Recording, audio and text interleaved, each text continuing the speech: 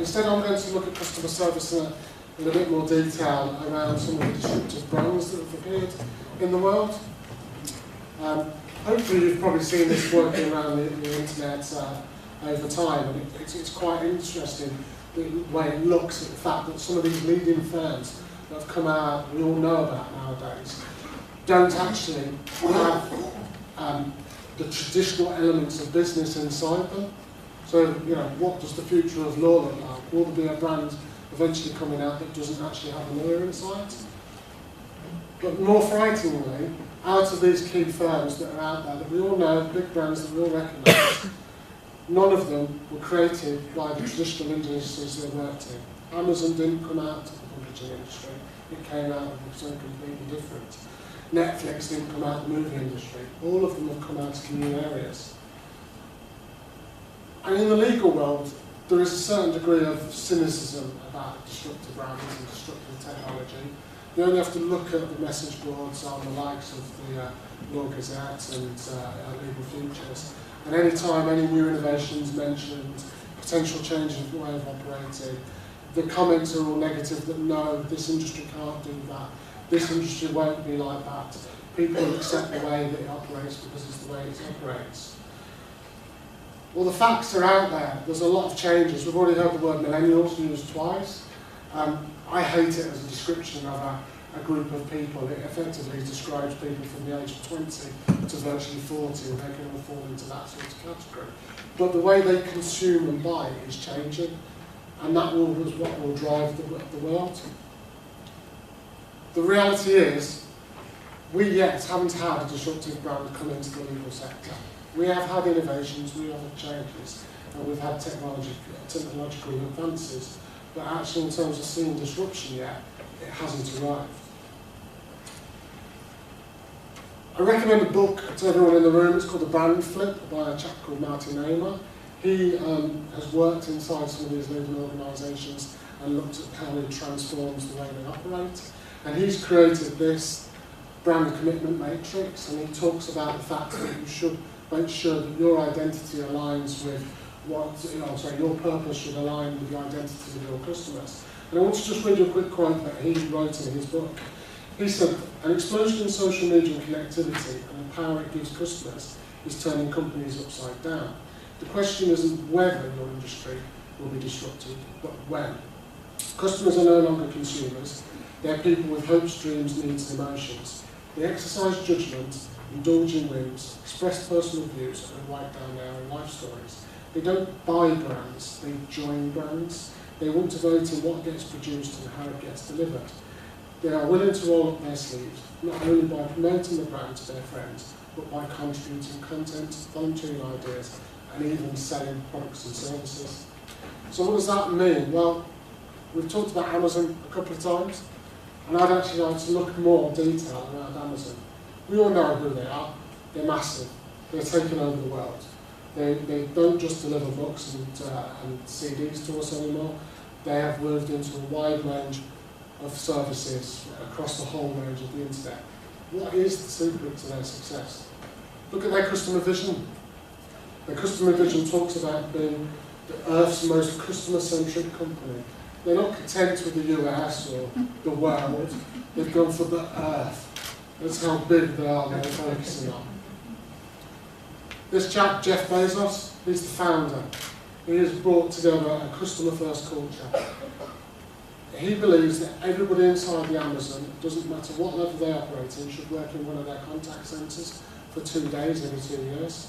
Doesn't sound like a lot, but it makes sure that everybody inside that organisation keeps grounded to what their purpose is and what they're trying to do. Their vision also is that everything they do adds simplicity to life. That they're looking at what consumers need and making it easier. Even their logo, as well as the A to Z, has a smile in it. They want to make the customer experience the best possible. They also bring convenience and innovation. Jonathan talked about the 24 hours it took to get his computer. Well, one click is one of the major things that they introduced. They actually patented that.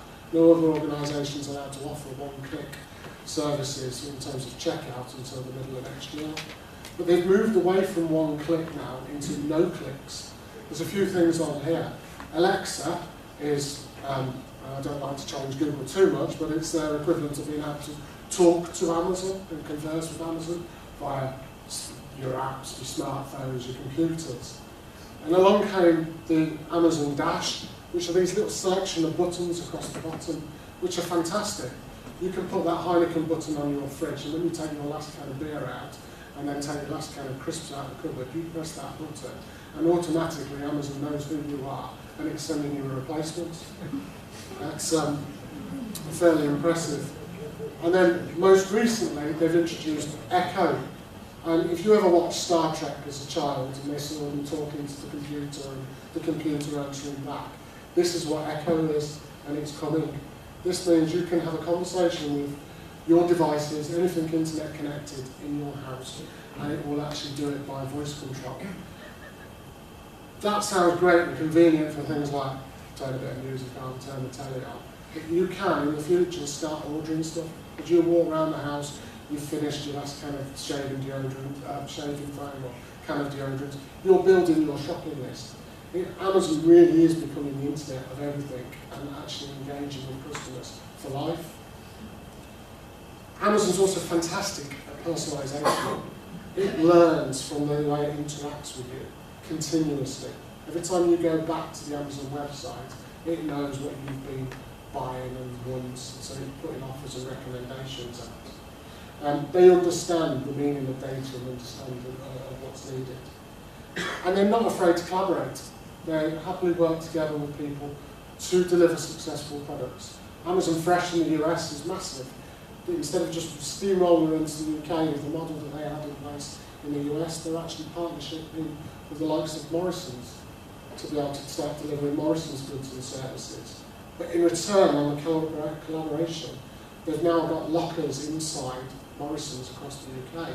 So a consumer, again, and that's convenience, you can choose if you'd like that parcel delivered on a rush item within the next hour. Record, it's 23 minutes that they've delivered something from order. You could choose if you want to go down to your local Morrison's to pick it up. And if we're to believe, soon a drone will be flying over our heads to drop it into our back garden. From this, they've built trust through everything they do and subsequently customer loyalty. Not with gimmicks and rewards, but actually by delivering on what they promise.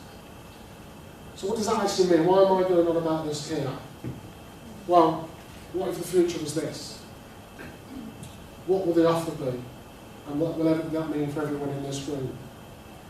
Fortunately, I don't have the answers, but what they look at, customer service isn't just about answering the phone and picking it up and getting back to your customers on time. It's the way you deliver that service. And I can guarantee at Amazon are thinking about this, they're thinking about the choice that will be offered, the flexibility and ability to make sure it's simplified and ease of use. They won't be waiting for a weekly meeting to decide if a personal injury case is going to be taken on or not. They'll be deciding in minutes.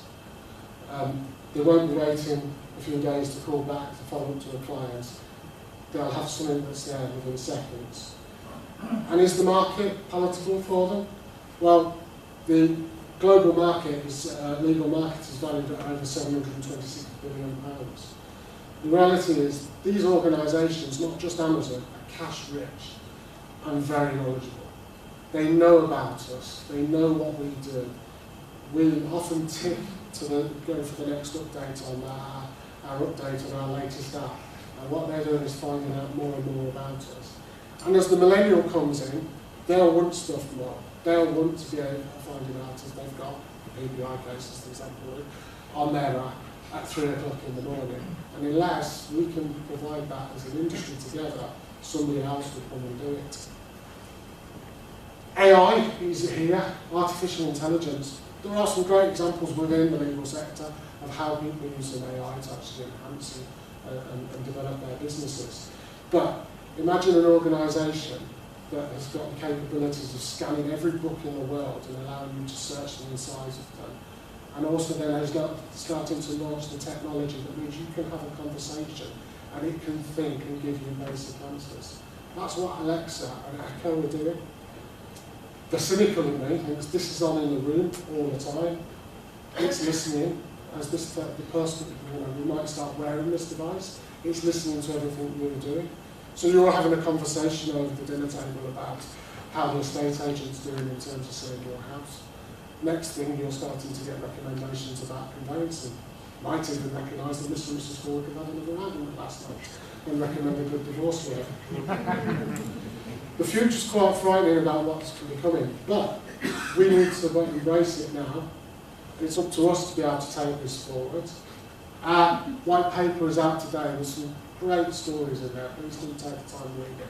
We're really encouraged by the contributions that different people have made to this, talking about how they're approaching customer service and thinking about the wider customer experience. The key takeaways are about working together, becoming more flexible, offering a better level of service and making sure that we're embracing the technology and innovation to do it. Because once upon a time, Netflix were offered to blockbusters. They could have bought them for $50 million, and they dismissed them as an irrelevant startup. And that story has changed quite a lot over the years since. And once upon a time, I hate to mention the word insurance, in the crowd of the only place you could buy your insurance was the high street. And then the comparison websites came, and that became consigned to the history. So hopefully it's not too doom and gloom, but there's plenty of potential out there for us. Otherwise, we're likely to find that Amazon will come along and eat us for lunch, delivered on a Deliveroo service, and then they'll gloat about it on Facebook and Twitter. Thank you.